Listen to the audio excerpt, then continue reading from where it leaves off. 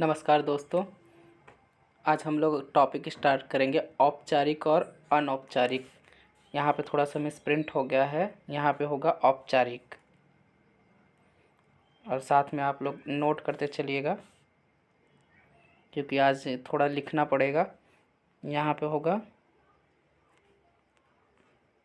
औपचारिक।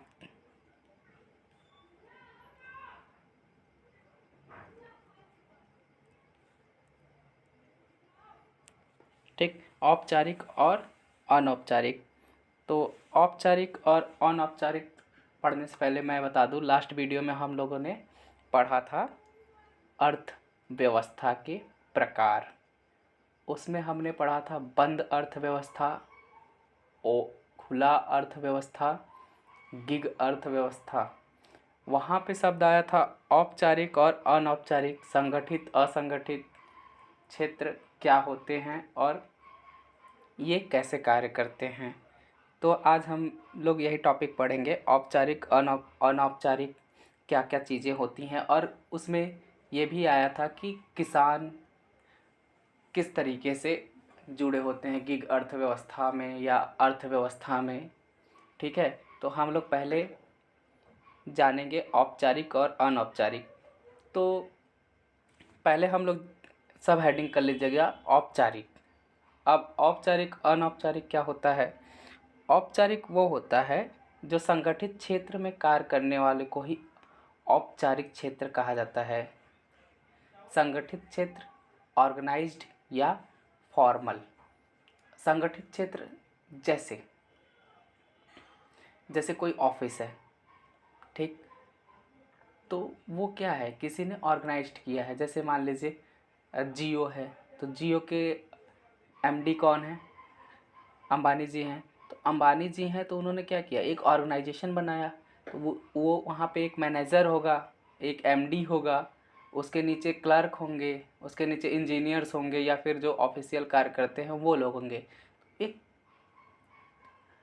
नियमित रूप से कार्यरत होते हैं। और क्या होता है, वहाँ पे एक ऑर्गेनाइजेशन होता है कि इस तरीके से कार्य करना है। तो ये क्या हो गया, संगठित हो गए, फॉर्मल हो गए। असंगठित क्षेत्र असंगठित क्षेत्र को अनौपचारिक कहा जाता है। असंगठित क्षेत्र जैसे एनजीओ हो गया, नॉन ऑर्गेनाइजेशन। ठीक, तो ये क्या हो गए। अब ऑर्गेनाइज सेक्टर जो है वो किसके देखरेख में कार्यरत होते हैं।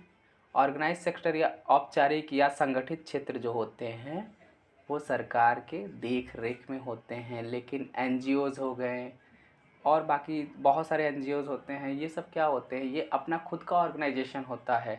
ये कोई संगठित क्षेत्र नहीं होते, असंगठित क्षेत्र होते हैं। ये किसी भी गवर्नमेंट के रूल्स फॉलो करते हैं। कुछ रूल्स गवर्नमेंट्स के फॉलो करते हैं लेकिन गवर्नमेंट के अंतर्गत काम नहीं करते। वो क्या होते हैं, असंगठित क्षेत्र होते हैं।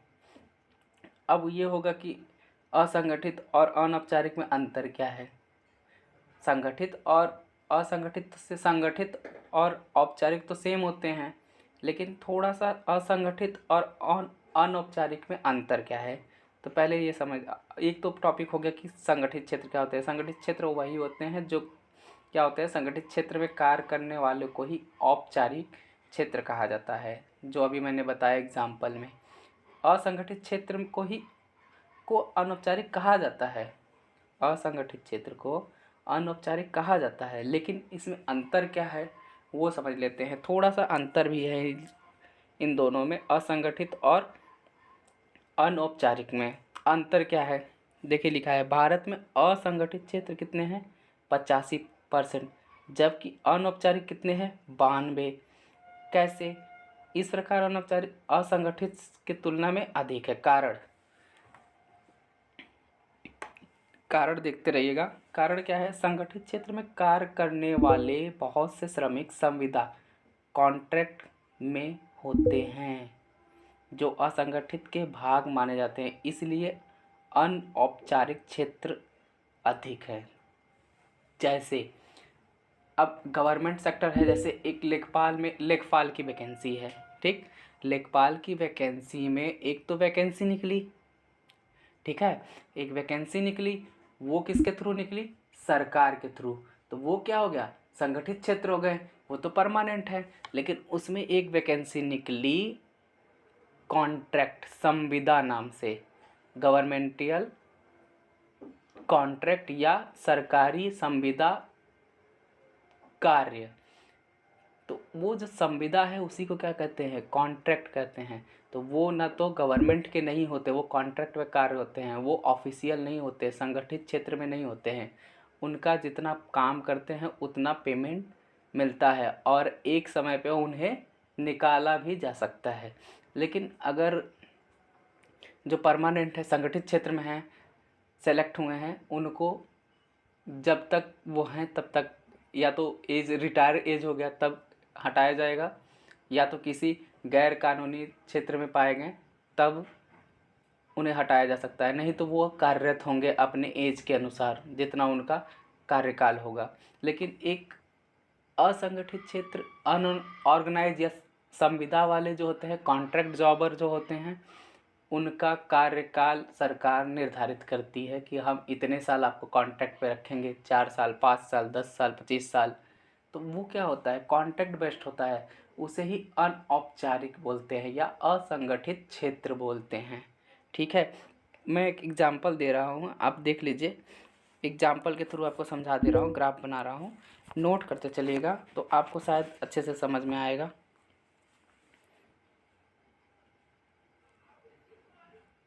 यहाँ पे देखिए जैसे लिखा हुआ है, एक्स कंपनी वेतन अप्रत्यक्ष नियुक्ति विमुक्ति।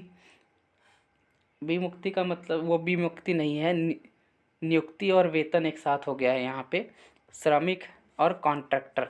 तो इनके में संबंध क्या होता है वो देख लीजिए एक बार, फिर आपको समझ में आएगा कि ऑफिशियल और अनऑफिशियल क्या होता है, फॉर्मल ऑर्गेनाइज्ड अनऑर्गेनाइज्ड क्या होता है, और फॉर्मल और इनफॉर्मल में संबंध कैसे होता है। जैसे मान लीजिए कोई एक्स कंपनी है, ठीक, एक्स कंपनी है, इसने क्या किया, एक कॉन्ट्रैक्टर को बुलाया। जैसे कॉन्ट्रैक्टर को बुलाया, कॉन्ट्रैक्टर ने क्या किया, किसी बी ए एम्प्लॉय को हायर किया। ठीक, तो अब ये कॉन्ट्रैक्टर ए को हायर करके किसको दे देगा, एक्स कंपनी को। एक्स कंपनी को दिया, किसके थ्रू गया ये, कॉन्ट्रैक्ट के थ्रू। कैसे, इनडायरेक्ट या अप्रत्यक्ष, इनडायरेक्ट। लेकिन वहीं अब जैसे एक कंपनी है तो वो एचआर रखती है, तो एचआर जो है, अब मान लो एक्स इनडायरेक्ट गया यहाँ से, और ये एक्स कंपनी है, एक्स कंपनी क्या करेगी, मान लो किसी व्यक्ति को हायर की, तो जो एक्स कंपनी की एक एचआर होती है या एचआर होता है, वो क्या करता है, वैकेंसी निकाल दिया, वैकेंसी निकाल दिया तो जो हमारे कार्य करने वाले लोग होते हैं वहाँ पे जाते हैं, इंटरव्यू वगैरह देते हैं, डायरेक्ट उनका सिलेक्शन हो जाता है। तो उन्हें जो कंपनी है वो डायरेक्ट कंपनी के थ्रू क्या मिलता है, वेतन यानी सैलरी मिलती है, सैलरी मिलती है। तो ये क्या हो गया, डायरेक्ट हो गया। क्यों, क्योंकि इसे कंपनी ने डायरेक्ट हायर किया, लेकिन उन्होंने, और कंपनी एक तो एचआर के थ्रू, ये एचआर के थ्रू डाउन क्या हायर किया, ठीक, ये एचआर के थ्रू हायर किया, तो इन्होंने क्या किया, डायरेक्ट डायरेक्ट हायर किया। अब लेकिन ये कंपनी सभी लोगों को डायरेक्ट हायर नहीं करती, कुछ लोगों को इनडायरेक्ट हायर करती, अप्रत्यक्ष रूप से हायर करती है। जो क्या करती है, कॉन्ट्रैक्ट बेस्ड पे लेती है। एक कॉन्ट्रैक्टर नियुक्त किया, कॉन्ट्रैक्टर ने ए को हायर किया, ए को क्या करेगी, ये एक्स कंपनी को दे दी क्या करने के लिए, कार्य करने के लिए।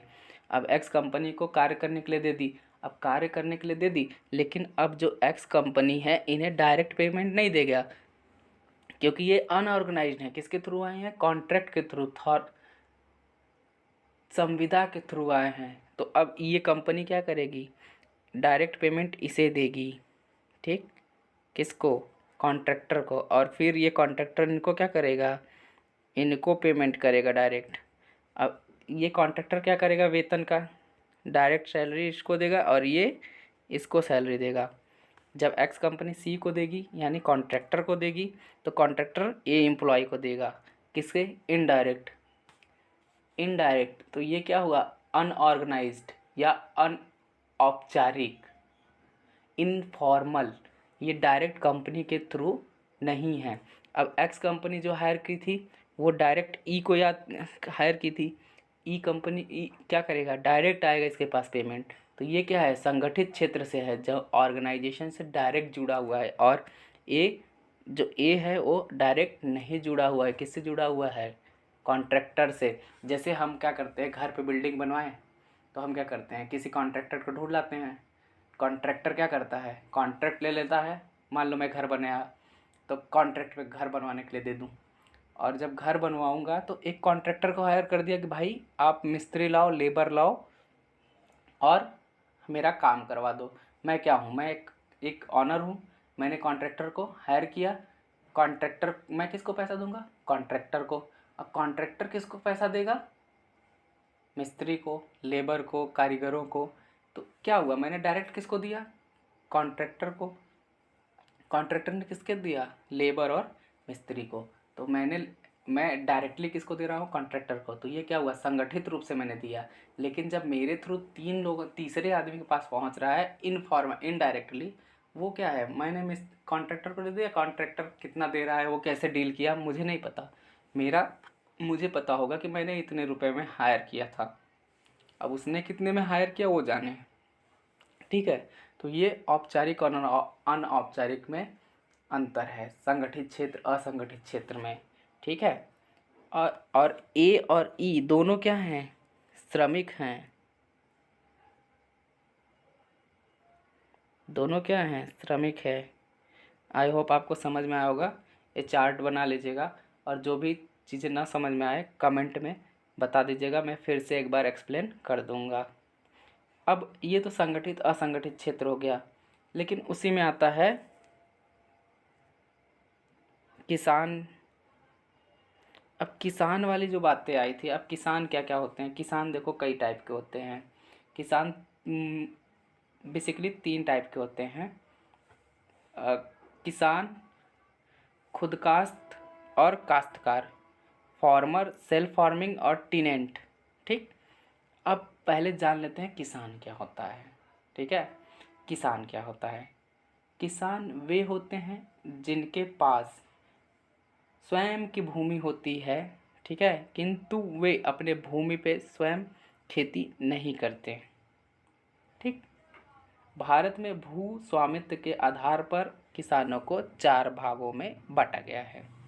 ठीक, अब देखो क्या कहा उसने, किसान वे होते हैं जिनके पास स्वयं की भूमि होती है किंतु वह अपने भूमि पर स्वयं खेती नहीं करते हैं।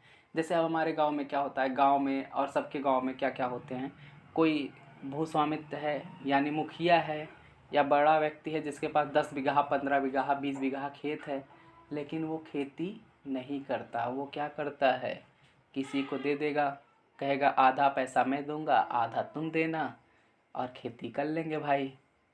फ़ायदा किसका है, उसका है ना। और फ़ायदा दोनों लोग का है, आधा पैसा वो दे रहा है, आधा पैसा हम दे रहे हैं। लेकिन हमारा ज़्यादा मेहनत लगता है, उनका कम लगता है, लेकिन फ़ायदे दोनों लोग के हैं। तो वो लोग अपना की खेती नहीं करते हैं, भूमि दे देते हैं, पट्टे पे दे देते हैं, या ऐसे कर लेते हैं, साझेदारी कर लेते हैं। ठीक है, तो वो भू स्वामित्व होते हैं।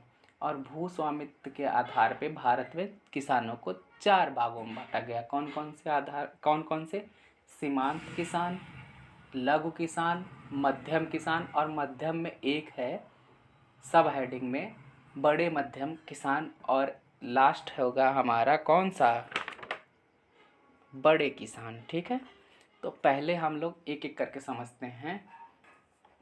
पहला क्या है, सीमांत किसान। सीमांत किसान क्या होता है, मार्जिनल फार्मर। मार्जिनल फार्मर को क्या क्या बोल सकते हैं, उसके वो क्या होगा, उसकी कुछ क्राइटेरिया होंगी, है ना, कुछ सीमाएं होंगी। जैसे वे किसान जिनके पास 1 हेक्टर से भी कम भूमि होती है। ठीक है, 1 हेक्टर से कम भूमि होती है, उन्हें सीमांत किसान कहा जाता है। 1 हेक्टर से कम 0.98, वर्तमान में तो अधिकतर लोगों के पास 0.98 लगभग 1 हेक्टर खेत हैं। और पूरे वर्ल्ड में सबसे ज़्यादा खेत जोत योग्य यानी खेती करने योग्य खेत सबसे पहले अमेरिका के पास है, फिर दूसरे नंबर पे हमारे पास भारत के पास है। ठीक है, तो आगे चलते हैं। सीमांत किसान वे किसान जिनके पास 1 हेक्टेयर से भी कम भूमि होती है, उन्हें सीमांत किसान कहा जाता है। तो आप लोग कमेंट में बताइएगा कि 1 हेक्टेयर में कितना स्क्वायर फीट होगा ज़मीन, या फिर बिस्सा, बिघवा, एकड़ कितना होगा। बिस्वा किसको कहते हैं, कहीं कहीं पे बिस्वा जान होता है कि 20 बिस्सा हो गया तो एक बीघा हो गया, कहीं कहीं 18 है, कहीं कहीं 16 है, एरिया वाइज डिवाइड है। और एक बिस्वा कितना होता है, 8 into 8, 8 square feet into 8 square feet. उस हिसाब से आप हमें कमेंट में बताइएगा कि 1 हेक्टेयर में कितना होता है। अब आते हैं लघु किसान, स्मॉल फार्मर। अब स्मॉल फार्मर कौन कौन से होते हैं, आइए देखते हैं। स्मॉल फार्मर कौन से होते हैं। लघु किसान वे किसान जिनके पास 1 हेक्टेयर से ज़्यादा और 2 हेक्टेयर से कम भूमि हो, उन्हें लघु किसान कहा जाता है। ठीक है, 1 हेक्टेयर से ज़्यादा और 2 हेक्टेयर से कम भूमि हो, उन्हें लघु किसान कहा जाता है। नोट करते चलिएगा क्योंकि थोड़ा आज लिखना पड़ेगा। अब देखिए, अब तीसरा क्या है, मध्यम किसान, मीडियम फार्मर। ठीक, अब यहाँ क्या है, वे किसान जिनके 1 हेक्टेयर से अधिक, सॉरी यहाँ 1 हेक्टेयर नहीं है, 2 हेक्टेयर हो जाएगा, 2 हेक्टेयर, 1 मिनट,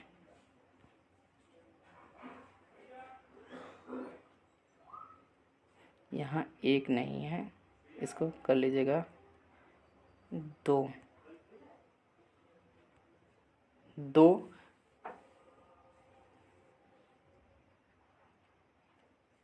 यहाँ पे क्या होगा, मध्यम किसान वे किसान जिनके 2 हेक्टेयर से अधिक, 4 से कम खेत होते हैं, 4 से कम मतलब 4 हेक्टेयर से कम खेत हों, उन्हें क्या कहते हैं, मध्यम किसान कहते हैं। 2 हेक्टेयर से अधिक, 4 हेक्टेयर से कम खेत हों, उन्हें क्या कहते हैं, मध्यम किसान कहते हैं। उसी के साथ एक देखिए ना, है ना, ये जो है बड़े मध्यम है, वो मध्यम नहीं है यहाँ पे, सॉरी वो गलती से लिख गया था, बिग है, मिस प्रिंट हो गया है।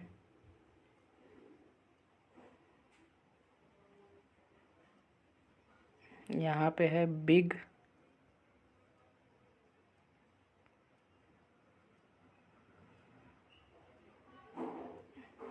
ये बिग है और ये है बड़े मध्यम किसान एंड बिग मीडियम फार्मर। वे किसान जिनके पास 4 हेक्टेयर से अधिक और 10 हेक्टेयर से कम भूमि होते हैं, उन्हें क्या कहते हैं, बड़े मध्यम किसान कहते हैं। अब आगे देखते हैं, आगे क्या है, बड़े किसान, लार्ज फार्मर। वे किसान जिनके पास 10 हेक्टेयर से अधिक भूमि हो, उन्हें क्या कहते हैं, बड़े किसान कहा जाता है। ठीक है, 10 हेक्टेयर से ज़्यादा जैसे ही होगा, 11 हेक्टेयर, 12 हेक्टेयर, उसके बाद जितना भी हो, वो क्या किस में काउंट होंगे, बड़े किसान में। अब हम चलते हैं कि वर्तमान में भारत में कितने किसान हैं, कितने औपचारिक किसान हैं, और बाकी चीज़ें, योजनाओं को देखते हैं क्या क्या है। तो पहला है, भारत में वर्तमान में लगभग कितने हैं, 85% सीमांत और लघु किसान हैं। कितने, 85% सीमांत और लघु किसान हैं। ठीक, अब भारत में कुल कृषि भूमि लगभग 159 मिलियन हेक्टेयर है। ठीक है, अमेरिका के बाद विश्व में सबसे अधिक कृषि योग्य भूमि भारत में ही है। मैंने अभी बताया सबसे नंबर 1 पे क्या है, जोत योग्य या कृषि योग्य भूमि सबसे ज़्यादा किसके पास है, अमेरिका के पास है। उसके बाद किसके पास है, भारत के पास है। क्लियर है। अब देखो किंतु इसके बावजूद जनसंख्या अधिक होने के कारण प्रति किसान औसतन कृषि जोत कितनी है? 1 हेक्टेयर। सबसे बड़ी कारण है, सबसे बड़ा कारण हमारे यहाँ जनसंख्या है। जैसे जैसे जनसंख्या बढ़ती जा रही है, जैसे एग्जाम्पल ले लो, सबसे दिक्कत क्या है, जैसे एग्जाम्पल में मैं बता रहा हूँ आपको। मान लो ये 4 हेक्टेयर खेत है, ठीक। कोई एक्स व्यक्ति है, अब इसके पास कितना है? 4 हेक्टेयर। अब इसके 2 बेटे हो गए, ए और बी। तो कितने में बच जाएगा, बटेगा? खेत जोत योग खेत कितने में बटेगा? 2 और 2, ठीक। अब मान लो इसके भी 2 बेटे हो गए, ई एफ, और इसके भी 2 बेटे हो गए, डी सी, ठीक। तो अब ये भी 2 भाग में बट गया, ये भी 2 भागों में बट गया। मान लो ऐसे इसके भी बढ़ते चले गए, इसके भी बढ़ते चले गए, इसके भी बढ़ते चले गए, इसके भी बढ़ते चले गए। अब इनके बेटे जब बढ़ते चले जाएंगे तो सबके कृषि योग्य जोत कितनी होगी? धीरे धीरे धीरे धीरे क्या होगा? कम होता चला जाएगा। इससे ही हमारे जोतने योग्य खेत जो हैं, वो जनसंख्या जैसे जैसे राइज कर रही है, वैसे वैसे हमारा जो खेत है, वो जोत योग खेत है, वो उसका दर कम होता चला जा रहा है। और इस समय 1 हेक्टेयर यानी 0.9 हेक्टेयर यानी लगभग 1 हेक्टेयर है भूमि, 0.98 हेक्टेयर रियल्टी है। अब सरकार द्वारा सभी किसानों को नगद सब्सिडी दी जाने लगी है। जैसे योजना है पीएम किसान योजना चलाई गई, ठीक। प्रधानमंत्री किसान सम्मान निधि योजना। अब इसमें क्या है, जिसके अनुसार क्या करते हैं, क्या होता है, जिसके अनुसार प्रत्येक किसान के बैंक में प्रति वर्ष 6,000 रुपये दिए जा रहे हैं। इस योजना में किसान और खुद काश्त शामिल है, किंतु काश्तकारों को इसमें शामिल नहीं किया जाता है। अब ये दिमाग में आएगा, सर काश्तकार भी तो किसान हैं, तो इन्हें क्यों नहीं शामिल किया जा रहा है? भाई आपको मैं बता दे रहा हूँ, ठीक। पहले इस टॉपिक को देखो। अब होता क्या है, अब इनको वो लाभ इसलिए नहीं मिलता है, क्योंकि काश्तकार क्या होते हैं, जैसे मैंने बताया, कोई भूस्वामी है, उसने अपना खेत पट्टे पे दे दिया या साझेदारी कर लिया कि भाई इतना मैं पैसे दे रहा हूँ, आप मेरी खेती करिए, तो बाकी आप अनाज ले लीजिएगा, आधा आप ले लीजिएगा, आधा मैं। खेती तो वो कर रहा है, मैंने बताया ना, सबसे ज़्यादा फायदा किसको होता है? किसान या खुद काश्त को। कैसे?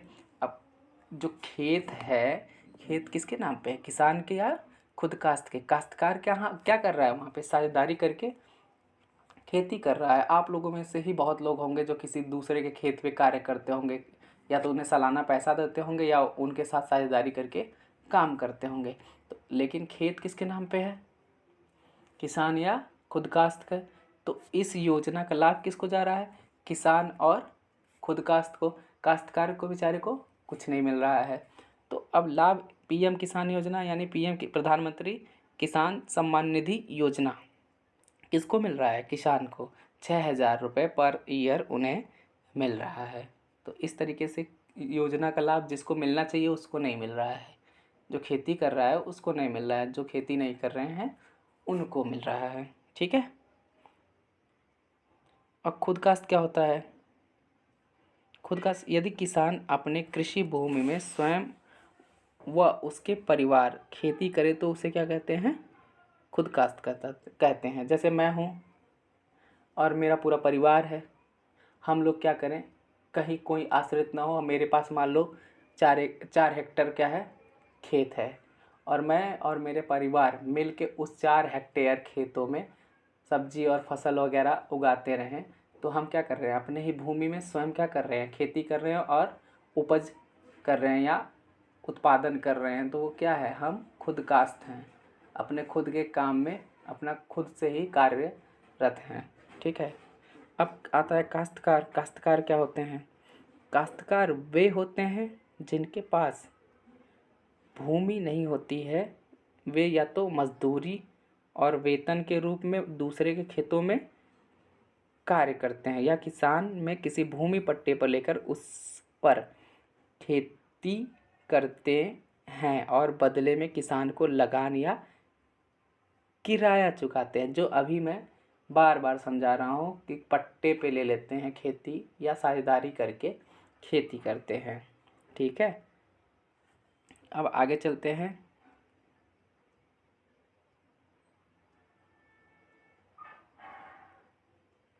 अब यहाँ पे देखिए काश्तकार के प्रकार भी होते हैं। काश्तकार कितने प्रकार के होते हैं? 3 प्रकार के। दखलकारी काश्तकार, स्वैच्छिक काश्तकार और उप काश्तकार। अब ये तीनों में भी अंतर संबंध होता है। पहले अंतर संबंध समझते हैं, फिर हम क्या समझेंगे कि दखलकारी काश्तकार क्या होता है, स्वैच्छिक काश्तकार क्या होता है और उप काश्तकार क्या होता है। ठीक है, तो आगे बढ़ते हैं। तो एक अंतर संबंध समझाता हूँ आपको। जैसे अब क्या है, ये किसान या लैंड लॉर्ड है। ठीक, लैंड लॉर्ड। अब इसने क्या किया, ए को क्या किया, खेत दे दिया। ठीक, अब ए को सॉरी अब एक ये ए किसान की क्या है, भूमि है ए। अब इसने क्या किया, बी को क्या किया, हायर किया कि भाई आप मेरे साथ क्या करो, काम करो खेत में, और इसको भूमि दे दिया। और ये क्या होगा, लिखित अनुबंध होगा। क्या होगा, लिखित अनुबंध।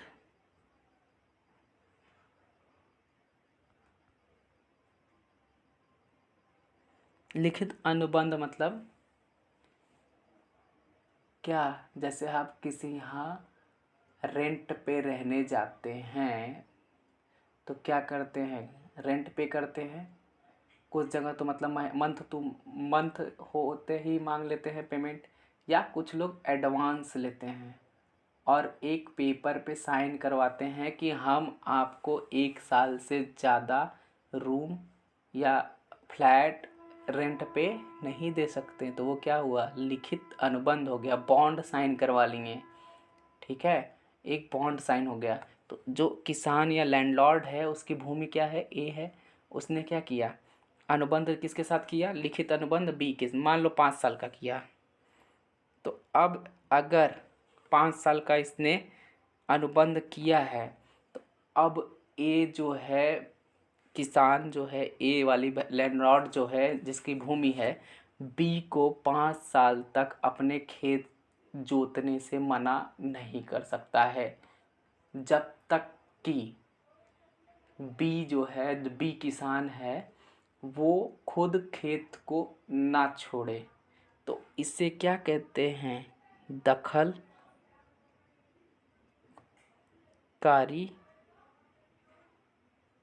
काश्तकार। क्या बोलते हैं इसे, इसे बोलते हैं दखलकारी काश्तकार। अब उस एक तो हो गया दखलकारी काश्तकार का, इसे कहते हैं जिसके साथ हमारा, जैसे मैं किसान हूँ, किसी को भूमि दिया और उससे एक बॉन्ड पे साइन करा लिया कि भाई मेरा इतने दिन तक खेत की जुताई करनी है और बुआई करनी है, और उसे मैं तब तक नहीं निकाल सकता कि जब तक वो खुद स्वेच्छा से छोड़ न दे। तो अब ठीक है, ये हो गया दखलकारी। इस तब उसे क्या कहते हैं, अगर हम पहले ही उसे कहें कि आप निकल जाओ, तो वो कोर्ट भी जा सकता है या आपके ऊपर केस कर सकता है। तो उसे क्या कहेंगे, दखलकारी काश्तकार कहेंगे। अब ये खेत, जैसे अब मेरे पास ढेर सारा खेत है, तो मैंने एक को सी को दे दिया एक खेत, और मौखिक रूप से कह दिया कि आप इतने साल हमारा खेत क्या करिए, काम पे लग जाइए, खेती करिए, हम बाकी जो भी प्रॉफिट लॉस होगा दोनों लोग आपस में बांट लेंगे। ठीक है, तो वही क्या हो गया, मौखिक हो गया। या स्वैच्छिक काश्तकार भी कहते हैं, टेनेंट एट विल कहते हैं।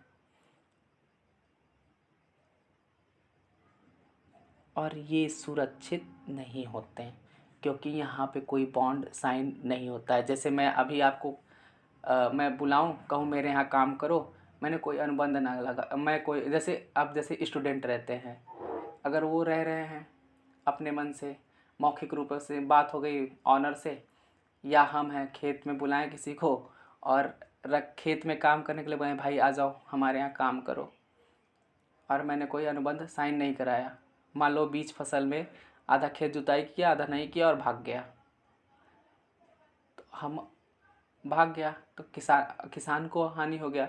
लेकिन अगर वो पूरी जुताई किया, बुआई किया, उत्पादन किया और मैं उसे निकाल दूं, क्योंकि मैं उसके पास कुछ है नहीं, एविडेंस कुछ भी नहीं है, कोई बॉन्ड पेपर भी नहीं है जिससे वो मुझे क्लेम कर सके, तो उसमें किसानों को ज़्यादा नुकसान होता है, उन्हें निकाल देते हैं। जैसे कोई स्टूडेंट है पढ़ने आया, अब बॉन्ड साइन नहीं हुआ, रेंट पे कमरा ले लिया और मकान मालिकों ने कहा हाँ ठीक है तुम रहो, लेकिन लड़का रेंट दे दिया और उसे मकान मालिक निकाल दे, तो वो किस तरीके से, क्या है, असुरक्षित है। चाहे लड़का हो चाहे किसान हो या कोई भी हो, असुरक्षित है जब तक कि बॉन्ड साइन नहीं होता है।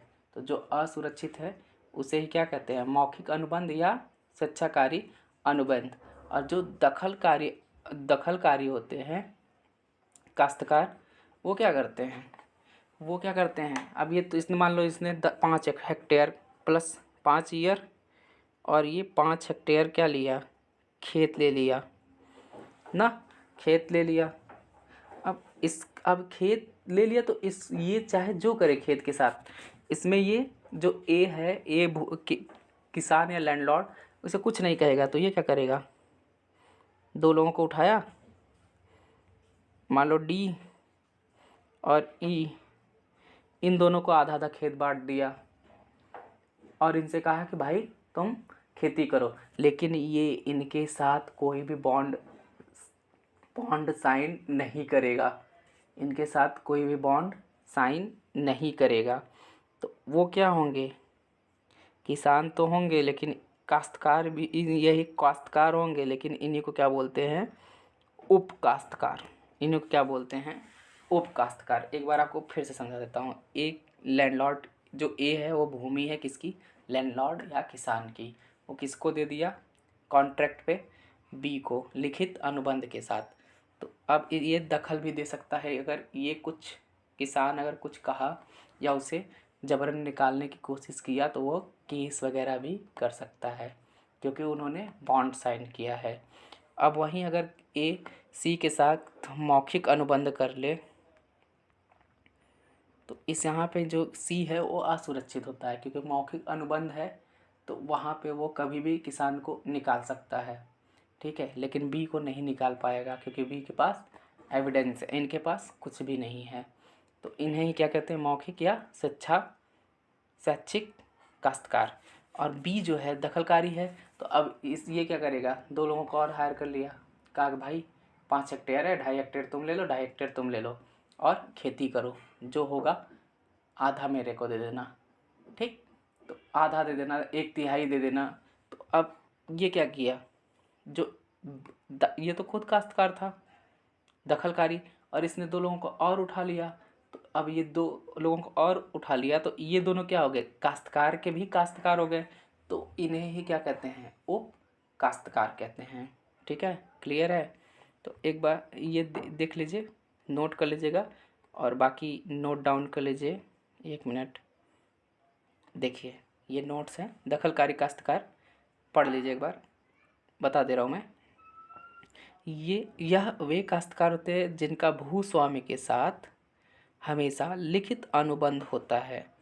ये सबसे सुरक्षित काश्तकार माने जाते हैं, क्योंकि इन्हें अनुबंध से पहले बेदखल हटाने के लिए कानूनी प्रक्रिया अनिवार्य है।